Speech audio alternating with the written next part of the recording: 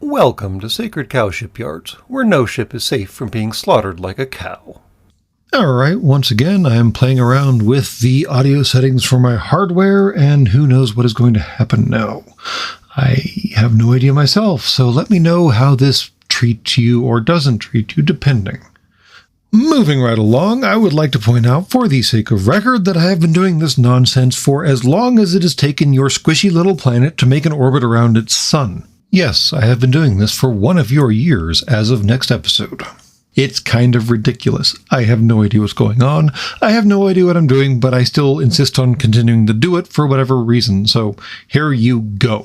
So maybe next week's episode is going to be exciting. I guarantee it's going to piss a lot of you off, which is basically what I'm doing here in general, so you shouldn't really be surprised. As for this particular week's episode, I figure I would do yet another episode on humanity's fascination with balls. Because of course I had to do 2 episodes about balls, because, well, symmetry or something. Yeah, anyways, balls. But before we get to the balls, we're going to take a slight detour and just take a moment and appreciate how much the Duneverse has infected your entire concept of science fiction. Because one of the most crucial aspects of Dune, in fact, possibly the most crucial aspect of Dune, because it explains why Arrakis is such an important planet, is the entire notion of the Highliner. We've talked about those before. They basically break down to how humies get around on interstellar distances in the Duneverse. The Highliners are basically massive carriers to which smaller ships attach themselves, and then the entire Highliner makes an FTL jump, faster than light jump, and basically disappears here and reappears there. There's technically no or very little time duration involved in the jump. The jump is more or less reliable, give or take us a lot of particular details. And in the Duneverse, it requires spice, melange, and navigators to successfully accomplish. Well, the whole spice bit and the whole navigator bit, that all kind of goes by the wayside. But the notion of an FTL carrier kind of got stuck in your fucking psyches. Which, of course, brings us to the entire notion of the jump ship from your Mech Warrior, Battletech, whatever they're calling it today, storyline universe thing. Basically, in the Mech Warrior / Battletech / whatever universe, FTL travel is accomplished exclusively by jump ships. They are purpose-built to carry little ships from one star system to the next. Now, technically, there are military ships that are both military ships in their own right and jump ships in addition to that, but they're kind of the exception, not the rule. And almost all jump ships, almost all jump-capable ships, have to do their jumps from a zenith or nadir point in the given solar system that they're jumping into or out of. That is to say, a point directly above or directly beneath the star in question. Now, this is particularly odd because the amount of delta V necessary to get from the ecliptic of a solar system, that is to say, the general orbital path of the planets in the solar system, up to the point above or the point below the sun, is massive. And that's kind of a functional aspect of the MechWarrior universe.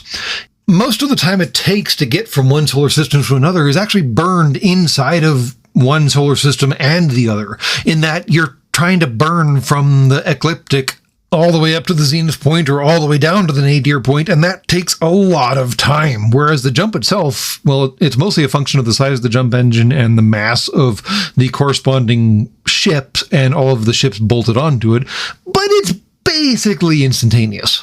Now, does any of that sound familiar to you at all? Because it certainly sounds familiar to me. Anyways, this whole beating around the bush is just kind of a way of explaining how the Battletech universe differentiates their jump ships from their intra-system ships. And it's really one of the intra-system ships we're going to talk about today. Because, yeah, the Union dropship, it's a gigantic fucking ball. What is it with you humans and your fucking balls? And the funny thing is, unlike last week's ball, this one wasn't ended up on by accident or just it was there so we used it. Oh no, this is a deliberately purpose-built fucking ball. Because, you see, this massive fucking tub isn't just supposed to get from the nadir or zenith points to orbit around a planet. Oh, no. It's supposed to get to orbit around the planet and then land on the planet, whatever kind of planet it is, whatever kind of atmosphere it is, however the planet is set up. And then on top of that, once it gets to the planet, it is supposed to unload 2 aerospace fighters and 12 combat mechs. Now, we are going to skip right past the primrose path of whether or not combat mechs make a lick of sense. We'll come back to that maybe in a future episode.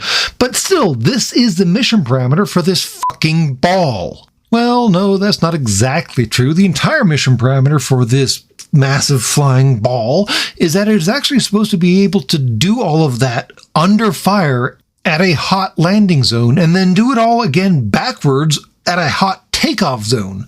And it manages the whole, I'm being shot at problem by having 5 large lasers, 12 medium lasers, 6 autocannons, 3 particle projector cannons, and 6 20-packs of long-range missiles. Holy fuck! I would like to point out, just for those of you who don't know MechWarrior that well, that, I would argue it's the most iconic MechWarrior combat mech that anyone would ever know about. The Timberwolf only has 2 large lasers, 2 medium lasers, 1 medium pulse laser, 2 machine guns, and 2 20-packs of long-range missiles.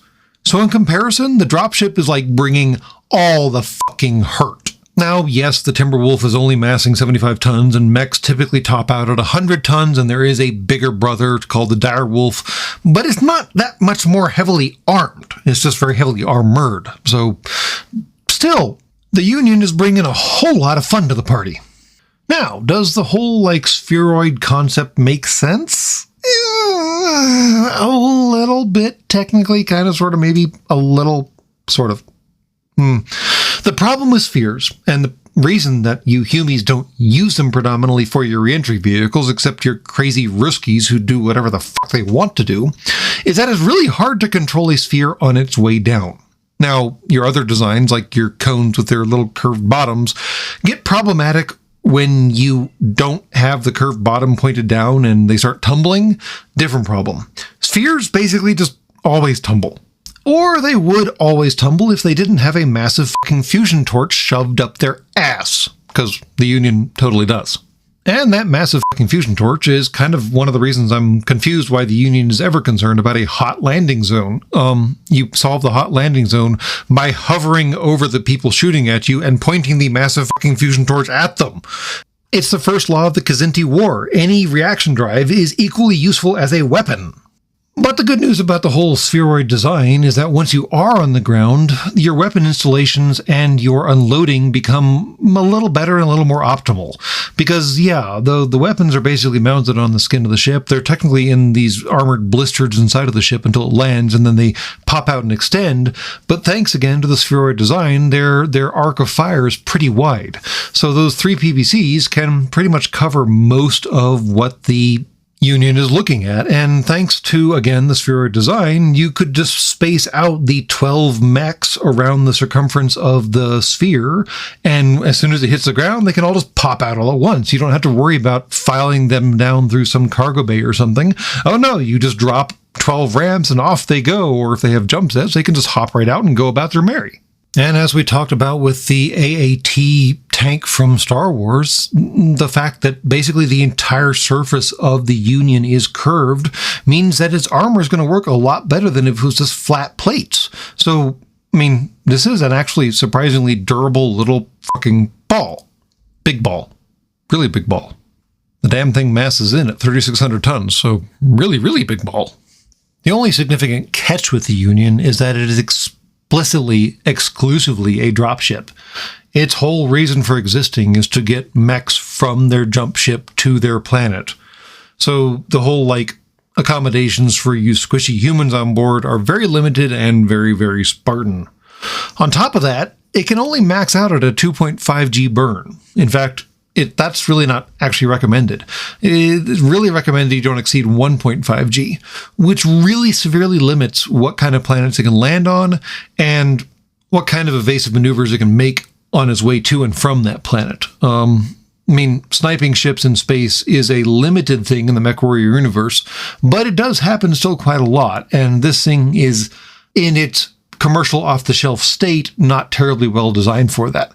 Now, there were variants, really exciting variants, that basically just kind of dispensed with the whole, like, we're going to carry mechs on board notion, and just turn themselves into Q-ships and pack themselves full of anti-ships and anti-fighter missiles and really fuck some people's faces up. But the stock Union, in space, not so awesome. So basically, the takeaway from the past 2 weeks is that spheroid-type ship designs aren't the worst thing ever. I mean, they're no cube, but, well, they're not a cube, so what are you going to do? And that's all from Sacred Cow Shipyards.